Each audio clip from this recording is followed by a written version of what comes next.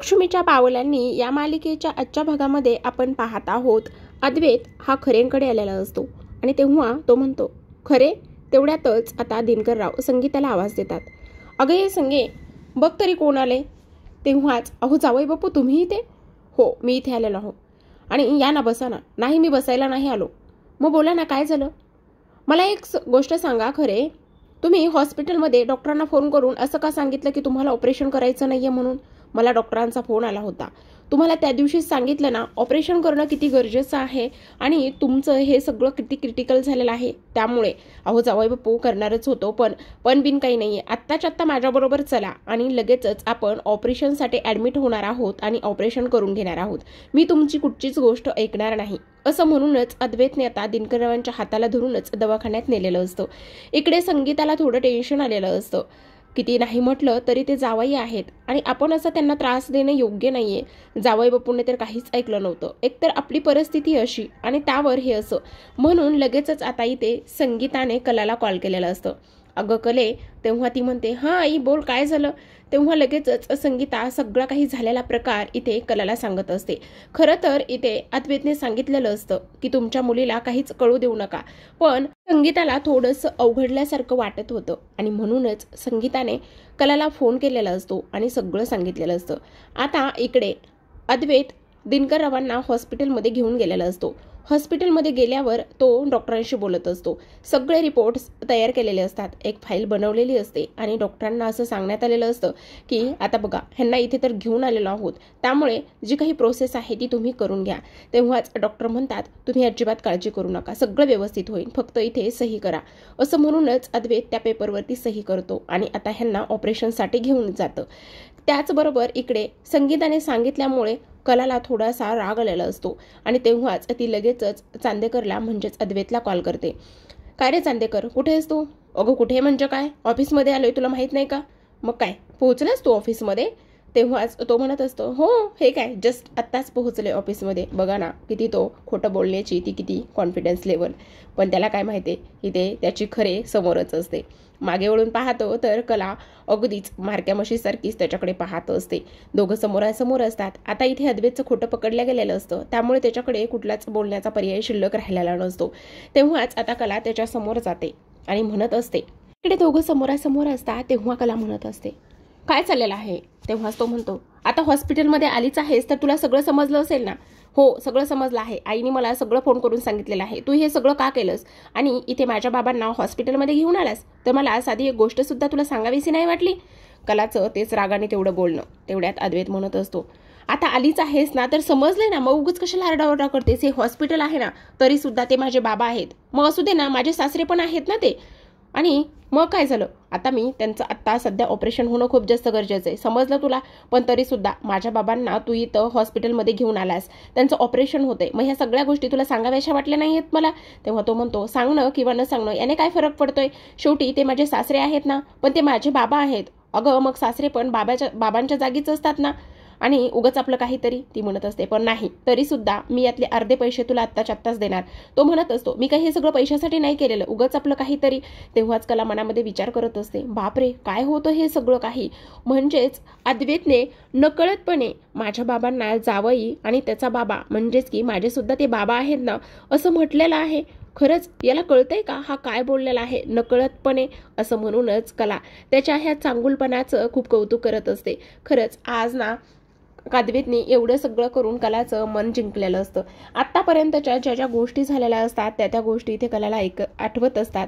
आता operation successfully झालेलं असतो आणि तेव्हाच दोघे सुद्धा आता दिनकररावांना घरी घेऊन निघालेले असतात आणि त्यासोबतच इथे अद्वैत खूप खुश असतो, कारण फायनली आता त्याच्या मनासारखं सगळं काही झालेलं असतं.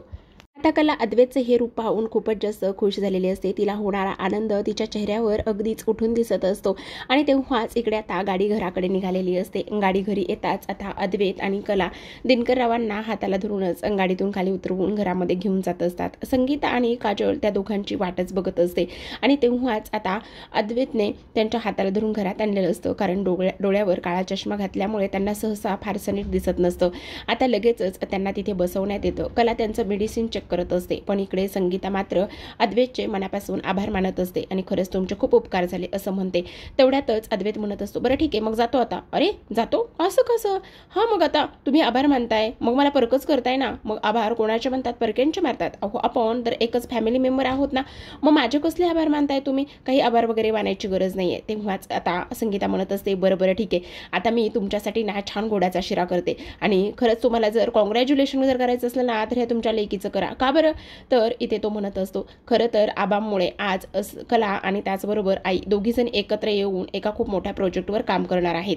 आणि तेव्हा संगीता म्हणते, काय म्हणजे सरोज मॅडम माझ्या कलीबरोबर काम करायला तयार झाल्या? म्हणजे दोघीजणी एकत्र काम करणार आहेत आणि आता तर मी गोडाचा शिराच बनवते. तेव्हा अद्वैत म्हणत असतो, हो का नाही, चालेल ना मला. तेव्हा आता कला म्हणत असते, हो हो विचार ना, तुझा जावई डाएटवर आहे आणि त्याला तर हल्ली कधीही गोडाचा शिरा काय फक्त निमित्तच हवं असतं. दिवसातून 4 वेळा द्या तरी सुद्धा तो खाईलच. इकडे दारावरती एक माणूस आलेला असतो. लगेच संगीता म्हणते, सॉरी आम्हाला कसलीच अगरबत्त्या वगैरे नकोय. तेवढ्यात अद्वैत म्हणतो, अहो असं काय करताय, मीच त्यांना बोलवलंय. असं म्हणूनच तो त्यांना तिथे बसवतो आणि कशासाठी बोलवलेला आहे असं विचारते. तेव्हा संगीता म्हणते, बरं ठीक आहे, मी ह्यांच्यासाठी सुद्धा गोडाचा शिरा करते. आता त्या माणसाला तिथे सोप्यावरती बसवलं जातं आणि तेव्हाच अद्वैत म्हणत असतो, पण हे कोण आहेत, काय आहेत असं कला विचारत असते. तेव्हाच अद्वैत सांगतो, हे इथे इन्शुरन्सवाले आहेत, मेडिकल इन्शुरन्स ते करतात. तुम्ही ह्या दोघांचं म्हणजेच खरे, दिनकरराव खरे आणि संगीता खरे यांचं मेडिकल इन्शुरन्स तुम्ही बनवा आणि त्यासोबतच पेपर्स रेडी करा. हो मी पेपर्स रेडी करूनच आणलेले आहेत. असं म्हणूनच आता इथे दिनकररावांचा सही आणि अंगठा घेतला जातो. त्याचबरोबर संगीताचं सुद्धा सेम त्या पद्धतीनेच केलं जातं. हे बघा, आता तुम्हाला कसलीच काळजी करणे किंवा चिंता करण्याची गरज नाही आहे. मेडिकल इन्शुरन्स आहे. तुम्हाला कुठलाही आजार असो किंवा साधं दुखणं खुपणं असो तरीसुद्धा तुम्ही ह्या मेडिकल इन्शुरन्सच्या जोरावर अगदीच थोड्या खर्चामध्ये सुद्धा तुम्ही तुमचा इलाज करू शकता. तुम्हाला कोणाकडेच कसलेच पैसे मागायचे किंवा हात पसरायची गरज नाही असंच आता अद्वैत म्हणत असतो. आता ह्या सगळी प्रोसेस झाल्याच्या नंतर त्या माणसाला तो अद्वैत बाहेर सोडायला गेलेला असतो. तेव्हा संगीता म्हणत असते, अगं कले हे सगळं काय आहे? आज कला म्हणत असते, अगं आई हे मला सुद्धा नाही माहिती. तेव्हा आता चला बरं गोडाचा शिरा आणा बरं लवकर. तेव्हा संगीता म्हणते, हो मी लगेचच बनवायला जाते. तेव्हा अद्वैत म्हणत असतो, चला मी सुद्धा तुमच्यासोबत तुम्हाला मदतीला येतो. तेव्हा कला म्हणते, अहो नको जावई बापू, असं काय करताय, त्याची काहीच गरज नाहीये. पण आता तो म्हणत असतो, नाही असं कसं, आपण दोघं मिळून मस्त गोडाचा शिरा बनवूया. आता काय करायचंय तसं मला तुम्ही सांगा. तेव्हा संगीता म्हणते, नको त्याची काही गरज नाहीये. पण कला अद्वैतला ह्या सगळ्या गोष्टी करताना पाहत असते आणि तिला प्रचंड आनंद झालेला असतो. तिच्या मनामध्ये असा विचार सुरू असतो की बापरे हा किती चांगला आहे, हा एका मुलाचं किंवा एका जावयाचं आणि त्यासोबत सगळं काही कर्तव्य हा अगदीच व्यवस्थितपणे पार पाडत आहे. खरंच याचं कौतुक करावं तेवढं कमी आहे. काय म्हणू याला आणि मी काय नाही. खरंच हा किती निरागस आहे आणि हा निरागस असून सुद्धा हा आज इथे माझ्या आईवडिलांसाठी एवढ्या सगळ्या गोष्टी करतोय. म्हणजेच खरंच मला ह्याचं खूप कौतुक आज करावं असं वाटतंय. खरंच चांदेकर तू आहेस तसाच राहा. तुझ्या ह्या चांगुलपणाचा कधीच कोणी फायदा सुद्धा घेणार नाही याची मी तुला खात्री देते.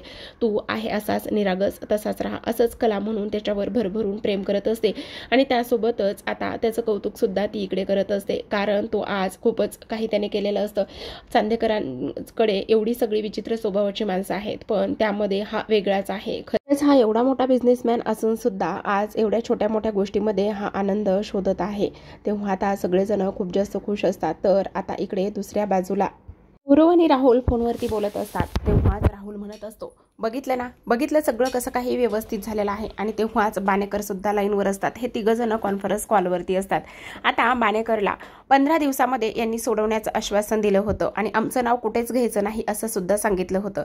बाणेकरने सगळा काही जो आरोप होता हिऱ्यांच्या अफरातफरीचा तर सगळा स्वतःवर घेतलेला असतो आणि ह्यांना वाचवलेलं असतं. त्यामुळेच राहुल म्हणत असतो, आता तुमची पैशाची पेटी तुम्हाला लवकरच मिळेल. आणि गौरव परांजपे आणि राहुल इथे एकत्र आल्याच्या नंतर बिझनेस हा खूप मोठा होईल आणि त्या अद्वैत चांदेकरला धुळीस मिळवण्यासाठी सुद्धा एवढं सगळं पुरेसं आहे. बघितलं एवढं सगळं काही केलेलं आहे पण ह्या गोष्टीची कोणालाच कानोकान खबर सुद्धा लागलेली नाही. मग आता तुम्हाला काय वाटतं की बघा हे बघ बाणेकर, हे सगळं आपण किंवा आम्ही केलेलं आहे. ही गोष्ट कुठेच फुटायची नाही किंवा कोणालाच कळू द्यायची नाहीये, समजलं. 15 दिवसामध्ये तुला आम्ही सोडवलेलं आहे. आणि हे बघ आता गौरव आणि मी एकत्र आल्याच्या नंतर त्या अद्वैत चांदेकरला उद्ध्वस्त सुद्धा करायचं आहे. एवढ्या मोठ्या हिऱ्यांची अफरातफर केली, त्याला जेलमध्ये पाठवलं, जेलमध्ये पाठवून सुद्धा ही गोष्ट कोणाच्या कानोकार खबर सुद्धा लागलेली नाही। ह्या सगळ्या गोष्टी अशा पद्धतीने झाल्यानंतर सुद्धा हे कोणालाच काही समजलेलं नाही। असंच आता इथे ते दोघं जण फोनवरती बोलत असतात। आता प्रेक्षकांनो, सगळ्यात महत्त्वाची गोष्ट म्हणजेच की हे दोघं जण तर फोनवर बोलतात, पण तेवढ्यातच तिथे पूजा ह्याच्या केबिनमध्ये आलेली असते आणि पूजा आल्यानंतर ह्या दोघांचं बोलणं सगळं काही तिने ऐकलेलं असतं। ह्या राहुलनेच इथे अद्वैतला जेलमध्ये पाठवलं। ह्या सगळ्या कारनाम्यांच्या मागे फक्त राहुलच आहे। राहुलनेच इथे अफरातफरी केलेली होती आणि त्याबरोबरच राहुलने ह्या सगळ्या गोष्टींची अफरातफरी करून अद्वैत विरोधात एवढं कटकारस्थान केलेलं होतं। आणि त्यासोबतच सगळ्यात महत्त्वाचं म्हणजेच की आता सुद्धा तो इथे अद्वैतला संपवण्याचं कामच इथे करत असतो। आणि ह्या सगळ्या गोष्टी इथे पाहिल्याच्या नंतर आता राहुल जो आहे तो राहुल मात्र इथे पूजाने ऐकलेलं असतो। तो तिच्याकडे पाहतो, पूजा त्याला म्हणत असते, म्हणजे हे सगळं काही तुम्ही केलं होतं आणि ह्या सगळ्या गोष्टीच्या मागे तुमचा हातभार होता आणि तुम्ही इथे अद्वैत सरांना आणि कला मॅमला फसवत आहात। म्हणजेच अद्वैत सरांना तुम्ही इथे जेलमध्ये पाठवलं होतं आणि अद्वैत सरांना जेलमध्ये पाठवल्यावर तुम्ही ह्या सगळ्या गोष्टी अशा केलेल्या होत्या आणि त्याचबरोबर इथे तुमची हिंमत कशी झाली हे सगळं काही करण्याची। तुम्हाला तर मी कधीच सोडणार नाही, मला हे आत्ताच्या आत्ता इथे सांगावं लागणार आहे। आणि त्याचबरोबर इथे तो बोलत असतो, तू सांगणार आहेस? कोणाला सांगणार आहेस? बोल। आणि तुझी एवढी सगळी काही सांगण्याची हिंमत कशी झाली? तू माझ्या विरोधात जाणार आहेस, माझ्या, आणि एवढं सगळं काही तू करणार आहेस? आणि तेव्हाच इथे लगेचच तो तिला पकडतो आणि पकडल्याच्या नंतर तो म्हणत असतो, थांब आता बघ तुझी कशी वाट लावतो। तिला त्या खुर्चीवरती बसवतो आणि त्याच्या माणसाला फोन करत असतो। तो म्हणत असतो, हे बघा आपल्या ऑफिसच्या बाहेरून एक हँडसम मुलगी बाहेर निघेल आणि तेव्हाच तुम्ही तिला उचलायचं आहे आणि किडनॅप करायचं आहे। जोपर्यंत मी सांगेल तोपर्यंत तिला सोडवायचं नाहीये। तेव्हाच ती म्हणत असते, नाही नाही, मला तुम्ही सोडा, माझ्यासोबत असं काहीच करू नका, मला हे सगळं कला मॅडमला सांगायचं आहे। पण तो म्हणत असतो, नाही, एकदम चुपचाप बस, कुठेच आणि कसलंच इथून हलायचं सुद्धा नाही, समजलं तुला? आता इकडे सगळ्यात महत्त्वाची गोष्ट म्हणजेच की सगळेजण इथे डायनिंग टेबलवरती बसलेले असतात, आपापली कामं करत असतात। कुणी चहा नाश्ता तर कुणी आणखी काहीही त्यांचं चालू असतं। आता सरोज इथे कामामध्ये व्यस्त असते, तर अद्वैत सुद्धा नवीन जे काही त्यांनी इथे एक प्रोजेक्ट लॉन्च केलेलं असतं त्याबद्दलच अद्वैतने बऱ्याच काही डिझाईन्स कलांकडून बनवून घेतलेल्या असतात आणि त्यावरच डिस्कशन सुरू असतं।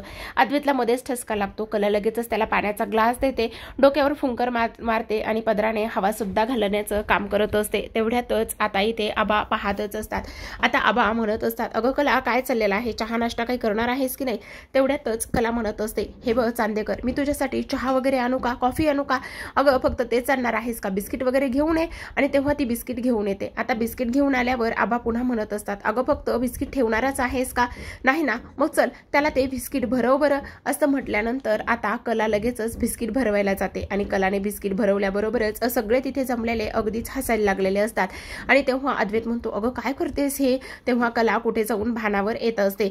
आता इकडे आता आबा म्हणत असतात, अगं हे काय चाललेलं आहे कला, जरा तरी भानावर ये, कुठे लक्ष कुठे आहे तुझं? आणि तेव्हा कला थोडीशी लाजलेली सुद्धा असते आणि तेव्हा सगळेजण तिथे जमलेले हसतच असतात आणि यांचं काम सुद्धा व्यवस्थित पद्धतीने सुरू असतं। कला तर लाजलेलीच असते। तर आता इकडे दुसऱ्या बाजूला राहुलने त्याच्या माणसांना व्यवस्थित पद्धतीने कामाला लावलेलं असतं आणि त्याच्या माणसाला व्यवस्थित कामाला लावल्याच्या नंतर तो फोटो सुद्धा त्या माणसाला पाठवलेला असतो। लगेचच आता पूजा जेव्हा ऑफिसमधून बाहेर पडते, ती माणसं अगदीच लक्ष ठेवून असतात आणि त्या माणसांनी जेव्हाच पूजाला येताना पाहतात तेव्हा पाहिल्याबरोबरच लगेचच ते तिला पाठलाग करत असतात। पूजा पुढे पळत असते तर ही लोक तिच्या मागे मागे पळत असतात। आता पूजा एका कारच्या आडोशाला जाते आणि कारच्या आडोशाला गेल्याबरोबरच ती लगेचच कलाला फोन करते। आता एवढ्या उशिरा पूजाचा का बरं फोन आला असेल म्हणून ती लगेचच फोन उचलते आणि हॅलो हॅलो बोल ना पूजा। तेव्हा तिकडून पूजा बोलत असते, कला मॅम प्लीज मला वाचवा, कला मॅम प्लीज मला वाचवा। इकडे कला म्हणत असते, पूजा बोल ना, काय झालेलं आहे, तू कुठे आहेस, आवाज कसा येत नाहीये? आणि तेव्हा राहुल सुद्धा इथे बाजूला बसलेला असतो। राहुल लगेचच म्हणत असतो, म्हणजे ह्या लोकांनी अजून त्या पूजाला पकडलं नाहीये, अजून ही पूजा इथे कलाला फोन करत आहे, म्हणजेच माझ्या प्लॅनचे 12 वाजतात की काय, असाच तो इथे विचार करत असतो। इकडे कला खूप टेन्शन मध्ये असते, नेमकी पूजा काय म्हणत असेल, वाचवा वाचवा असं का बरं आणि कोणाला सांगत असेल, काय झालेलं असेल सगळं, याचाच ती इथे विचार करत असते। तर आता इकडे पूजा त्यांच्या तावडीतून सुटण्यासाठी रस्त्यावर पळत असते। ती सतत इथे कलाला पुन्हा पुन्हा कॉल करत असते पण काही केल्या फोन लागत नसतो। तेव्हा कला सुद्धा तिकडून फोन करण्याचा प्रयत्न करते पण तरीसुद्धा आता तिचा काही फोन लागत नाही. पुन्हा फोन केल्यावर कलाला फारसा काही आवाज येत नाही. तेव्हा कला पुन्हा थोडीशी अस्वस्थ होते. आता राहुल लगेचच तिथून उठून बाजूला जातो आणि बाजूला उठून गेल्यावर तो म्हणत असतो, नाही, ह्या लोकांनी बहुतेक माती खायला नको. काही जरी झालं तरी सुद्धा मला ह्या लोकांना फोन करावाच लागेल. काही जरी झालं तरी सुद्धा मला ह्या गोष्टीचा शोध घ्यावाच लागेल की काय झालेलं आहे, तिला पकडलं की नाही. इकडे कला म्हणत असते, काय झालं असेल, पूजा ठीक तर असेल ना, कसल्या संकटात तर नसेल ना, मला असं का वाटत आहे, किंवा ती बरी नाहीये मला असं का वाटत आहे. इकडे मात्र ती लोक तिच्या मागे पळत असतात. तर जेव्हाच राहुलने फोन केलेला असतो तो म्हणत असतो, काय चाललेलं आहे, तुम्हाला किती वेळा सांगितले की काम लवकर करा म्हणून. तेव्हाच ती लोक बोलत असतात, हो साहेब करतोच आहोत, पण ती पोरगीलेच चॅप्टर हाय बघा, लगेचच पळते इकडून तिकडे तिकडून इकडे. आणि तेव्हाच राहुलकडे सगळ्यांचं लक्ष जात असतं. त्याला विचारतात, काय रे काय झालं. तेव्हाच तो म्हणत असतो, नाही काही नाही, कामाचा फोन होता, आलोच. असं म्हणूनच लगेचच तो आहे त्या ठिकाणी जाऊन बसण्याचं काम सुद्धा करत असतो. आता इथे सगळ्यांचा चहा नाश्ता जेवण वगैरे झालेले असतात आणि तेव्हा सगळेजण आपापल्या खोलीमध्ये निघालेले असतात. आता सगळेजण आपापल्या खोलीमध्ये गेल्याच्या नंतर मात्र कला थोडीशी विचारामध्ये आणि टेन्शनमध्येच असते. कारण तिला आता इथे एका गोष्टीची खूपच जास्त टेन्शन आलं असतं, ते म्हणजेच की फक्त पूजाचं. आता खोलीमध्ये गेल्याच्या नंतर अद्वैत त्याचं काम करत असतो. तर कला म्हणत असते, खरंच काय करायचं मला काहीच कळत नाही. पूजाचा फोन आला होता रे, पण तिचा काही फारसा आवाजच येत नव्हता, काय करू मी, मला नाही कळत आहे. तेव्हाच अद्वैत म्हणत असतो, अगं काय चाललेलं आहे हे. तेव्हाच ती म्हणते, अरे हो चांदेकर, खरं सांगते मी तुला. आणि ती तेव्हा कपड्याच्या घड्या सुद्धा घालत असते. तिचं धड कपड्यांच्या घड्याकडे सुद्धा लक्ष नसतं आणि तो बोलतोय त्या गोष्टीकडे सुद्धा लक्ष नसतं आणि ती बडबड तर वेगळीच करत असते. खरं तर आता त्यांना व्यवस्थित डिझायनिंगचं काम करायचं असतं आणि व्यवस्थित डिझायनिंगचं काम केल्याच्या नंतर बऱ्याच काही गोष्टी अशा होणार असतात. आणि तेव्हाच आता तो लगेचच उठतो, कारण हिचं लक्ष किंवा हिचा वेंधळेपणा वाढत चाललेला आहे. त्यामुळे तो लगेचच तिथले कपडे हे उचलतो आणि तिथले कपडे उचलल्याच्या नंतर तिच्या डोक्यावरती ते कपडे तो ठेवतो. आणि तिच्या डोक्यावर ते कपडे ठेवल्याच्या नंतर ती म्हणत असते, अरे काय चाललंय, काय करतोयस हे. तेव्हाच तो म्हणत असतो, काय नको करू, मग मला सांग, तुझ्या ह्या मेंदूला एवढा ताण का बरं देतेस, काय गरज आहे एवढा ह्या मेंदूला ताण देण्याची. काहीच गरज नाहीये ना तुला एवढा ताण देण्याची. जे काही चाललेलं आहे ते तू चालू दे ना. त्यासोबत सगळ्यात महत्त्वाची गोष्ट म्हणजेच की हे बघ, एका वेळी एकच कुठलं तरी काम करावं आणि एका वेळी एकच कुठलं तरी काम केल्याच्या नंतरच ते काम व्यवस्थित होतात, समजलं का तुला. मग तुला नाही त्या गोष्टी ते करण्याची काय गरज आहे, बोल काय झालेलं आहे. तेव्हाच आता हे बघ, एक तर डिझाईन्सचं काम कर किंवा आणखी तुझ्या मनामध्ये पूजाचे विचार सुरू आहेत ना, त्या पूजाच्या विचारांविषयी बोल. हे बघ, जास्त काही तू बोलू नकोस. असंच आता इथे तो तिला म्हणत असतो. आणि तेव्हाच कला इथे अद्वैतकडे पाहतच असते. ती म्हणत असते की खरंच हा किती स्वज्वळ आहे, हा किती चांगला आहे. आणि तेव्हा इथे पाहिल्याच्या नंतर ती म्हणत असते, बरं ठीक आहे, तू जे म्हणतोयस ना तेच मी करणार आहे, मी काहीच वेगळं करणार नाही. असाच विचार आता इथे ती करत असते. तर इकडे दुसऱ्या बाजूला आता त्या लोकांनी इथे पकडलेलं असतं, ते म्हणजेच की पूजाला. आणि पूजाला पकडल्याच्या नंतर तो म्हणत असतो, काय मग किती सुंदर आहेस तू, आणि कुठे जायचं होतं तुला, बोल ना कुठे जायचं होतं तुला. सगळं काही कला मॅडमला सांगायचं होतं का, ह्या सगळ्या गोष्टी तुला इथे करायच्या होत्या का. पण तू आता नाही करू शकणार ना हे सगळं काही, कारण आता पूजा तू माझ्या तावडीत आहेस आणि तू आता कसं सांगणार बरं कला मॅडमला, नाही सांगू शकत. इकडे आता अद्वैत झोपायच्या तयारीत असतो. तो इथे कलाला म्हणत असतो, खरे मला पाणी दे ना प्लीज. आणि तेव्हाच ती म्हणत असते, तिचं लक्षच नसतं खरं तर. आणि तेव्हाच तो म्हणत असतो, अगं काय चाललंय खरे, मी तुला तुझ्याशी काहीतरी बोलत आहे ना, मी तुला पाणी मागत आहे, तू ते पाणी मला का देत नाहीयेस. आणि तेव्हाच कला म्हणत असते, हो रे माझं लक्षच नव्हतं. आणि तेव्हाच तो म्हणत असतो, तुझं लक्ष नव्हतं, मग तुझं लक्ष नेमकं होतं तरी कुठं. आणि तेव्हा लगेचच ती त्याला पाणी देते. आणि तेव्हाच आता ती म्हणत असते, पण खरं सांगू का, मला खूप जास्त काळजी वाटत आहे. आणि तेव्हाच तो म्हणत असतो, कोणाची काळजी वाटते. आणि तेव्हाच ती म्हणत असते की मला ना खरंच पूजेची खूप जास्त काळजी वाटते. हे बघ ना, तिला मी फोन केला होता, पण फोन केल्याच्या नंतर सुद्धा इथे तिचा परत काही फोन आला नाहीये. आणि जेव्हाच इथे ती माझ्याशी बोलत होती तेव्हा मात्र इथे काहीच ऐकायला सुद्धा येत नव्हतं. आणि तेव्हाच तो म्हणत असतो, बरं ठीक आहे, पण तू नको काळजी करूस, होईल सगळं काही व्यवस्थित. तर प्रेक्षकांनो, आजच्या भागामध्ये एवढंच. उद्याचा भाग खूपच रंजक आणि इंटरेस्टिंग होणार आहे, कारण उद्याच्या भागामध्ये आता दुसऱ्या दिवशी सकाळची वेळ असते आणि दुसऱ्या दिवशी सकाळी सगळेजण इथे नाश्ता करत असतात. तेवढ्यातच आता अद्वैत म्हणत असतो, खरं तर आता काउन्सिलरने एक टास्क दिलेला आहे, तो म्हणजेच की त्यांनी असं सांगितलेलं आहे की दोघांना म्हणजेच कला आणि खरे आणि त्याचबरोबर इथे मला दोघांना सुद्धा शॉपिंगसाठी जायचं आहे. आणि तेव्हाच इथे आता कला खूप जास्त खुश असते. आणि तेव्हाच रोहिणी तिच्याकडे पाहते आणि ती म्हणत असते, हे जे काही चाललेलं आहे ना, म्हणजेच जो काही इथे काउन्सलर भेटलेला आहे ना, तो हल्ली खूपच जास्त यांना टास्क देतोय आणि त्यामुळे ह्या कलाच्या चेहऱ्यावरचा आनंद हा ओसंडून वाहतोय. पण मी असं अजिबातच होऊ देणार नाही. काही जरी झालं तरी सुद्धा ही कला खुश राहायला नकोय असं म्हणूनच आता रोहिणी मात्र कलाचा आनंद हिरावून घेण्याचा प्रयत्न पुढील काही भागामध्ये करताना आपल्याला पाहायला दिसणार आहे. आता कला आणि अद्वैत लगेचच खात्या ताटावरून म्हणजे त्यांचा नाश्ता वगैरे झाल्याच्या नंतर लगेचच ऑफिसमध्ये सुद्धा ते निघालेले असतात. तर प्रेक्षकांनो, आता कला आणि अद्वैत हे शॉपिंगसाठी जाणार असतात. तर अशाच नवनवीन डेली मालिकांचे अपडेट्स पाहायचे असतील, जाणून घ्यायचे असेल तर चॅनलला नक्की सबस्क्राईब करा. कारण आता इथे कला राहुल खोलीमध्ये नसता क्षणी त्याच्या खोलीमध्ये जाऊन बऱ्याच गोष्टी इथे ती शोधण्याचा प्रयत्न करते. पण तेवढ्यातच राहुल तिथे येतो आणि कलाच्या हाती मात्र अर्धवटच माहिती लागलेली असते. बघूयात आता पुढील भागामध्ये ते काय दाखवत आहेत आणि कशा पद्धतीने आपल्या समोर राहुलचं खरं रूप आणि त्यासोबत कला पूजाला सोडवते हे पाहणं खूपच इंटरेस्टिंग असणार आहे. व्हिडिओ पाहिल्याबद्दल धन्यवाद.